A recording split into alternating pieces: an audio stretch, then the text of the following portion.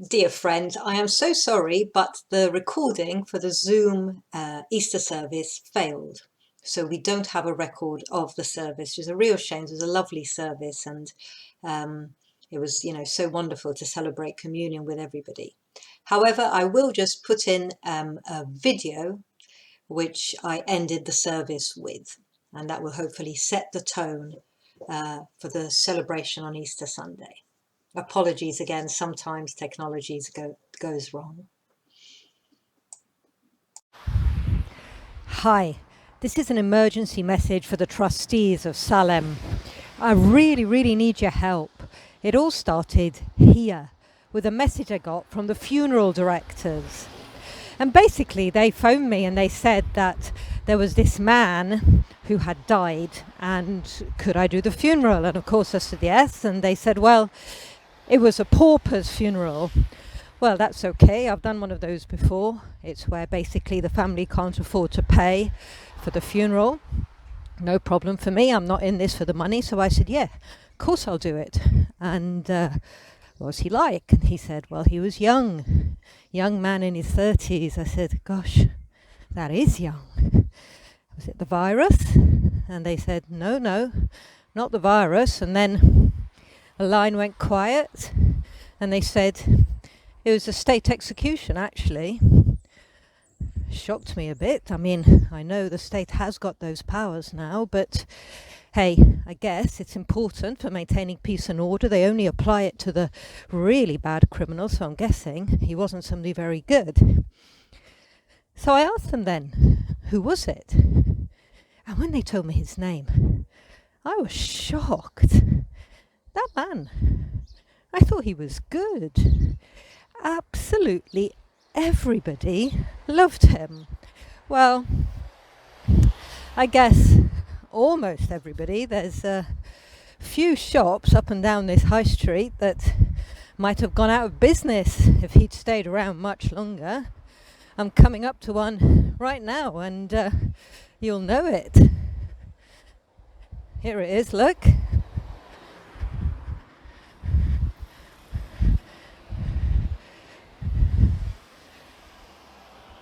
It's the chemist. So many healings that man did. So many people who were sick and really struggling just came to him and he just made them better. But he wasn't just all pious. I mean, this building here, he was no stranger there either. Liked to go down the pub, liked to meet with his friends there, have a good time, have a party. The really pious people used to get at him for this. Used to call him a glutton and a drunkard. But he just liked people. He just loved them. He liked a good takeaway. Walking past it right now. But as for the opticians, well, they would have gone out of business if he'd stayed around much longer. Number of blind people that he healed. He was just incredible. And the kids, the kids just loved him. I'd seen him sometimes. Here he would be, just walking past the school. And he'd be like walking along the fence, and all the kids would be coming up to him, coming to the edge of the fence in their playtime and shouting, Jesus, Jesus, tell us a story. He was amazing with stories. And the thing is, it's not just the kids. All the teachers would come round and listen as well, because his stories were fantastic.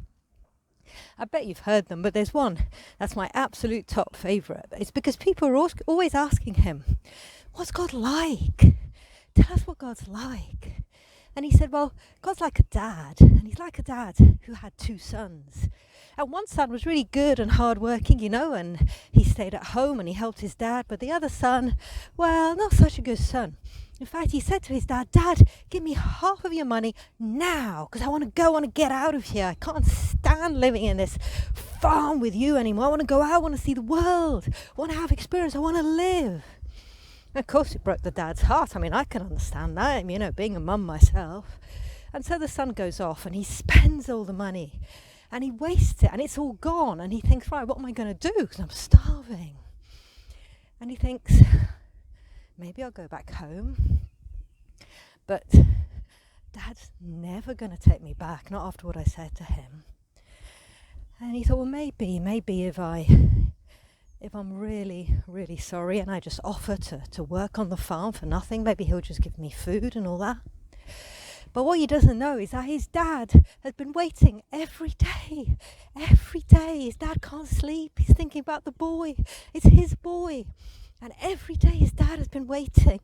Every day his dad has been going up on the roof of the house, looking down the road, just waiting, hoping, praying, is that my boy? Is that my boy coming home?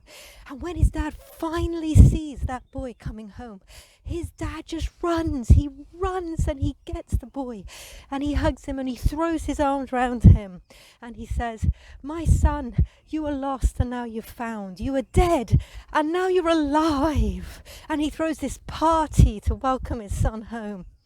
And Jesus said, actually, that's what God's like. And people were like, really? Is that what God's like? Wow. Doctor's surgery now. Here we are. That's another place that wouldn't have such long waiting lists if he was still alive. He never came to Salem, of course. He was busy on a Sunday morning. He used to go and watch the rugby. That's what he used to do on a Sunday. Couldn't ever get him to come to church. But anyway, that's part of the point, really, because when the funeral director phoned, what he really wanted to know is whether he could be buried in Salem's graveyard. And I thought, I'm really sorry, but I mean, he's not a member. We've got really strict rules. You've got to be a member to be buried in the churchyard in Salem. So that was a bit of a problem. But then I got another phone call, and it was one of the members of the congregation. They'd heard what had happened. They'd already paid for their grave in our cemetery, and they wanted to give it to Jesus. Wow, I was really overwhelmed because, you know, they're in short supply, those graves. No guarantee that person will get another one. So that's what we arranged. We arranged that after Jesus had been executed, they'd bring him and we'd have a service round the grave and lay him in the grave that this member of Salem had so kindly offered. But the thing is, it took ages for the execution to happen.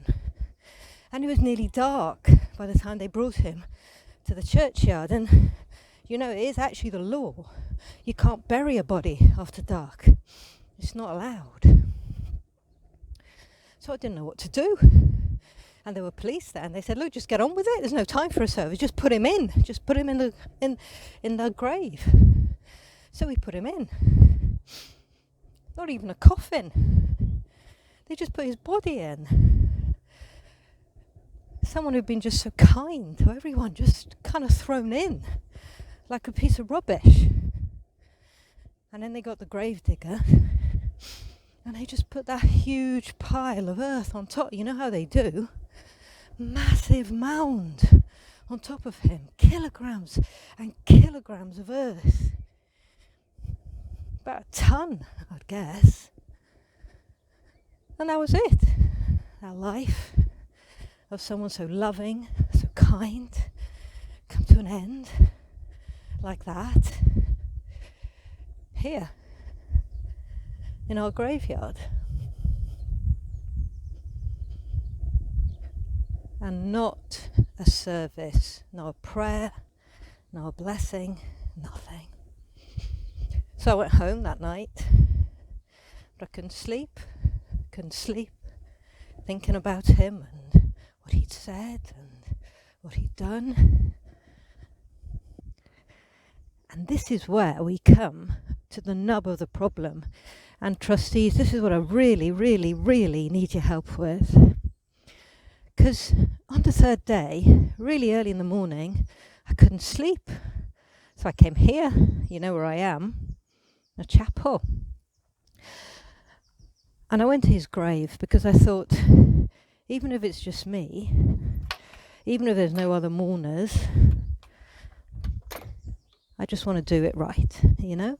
I just want to say a prayer, a bit of respect, lay him to rest properly. After all he'd done for the community, it seemed only right. So I got here,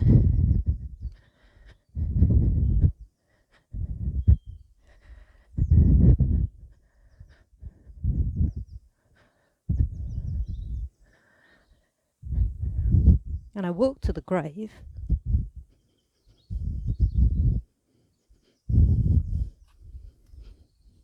and he was gone. All that earth had been moved. Look, it's here.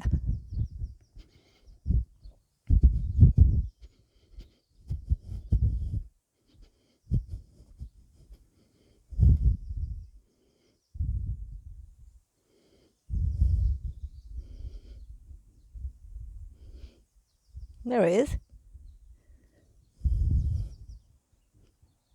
And the grave was empty. And the body was gone.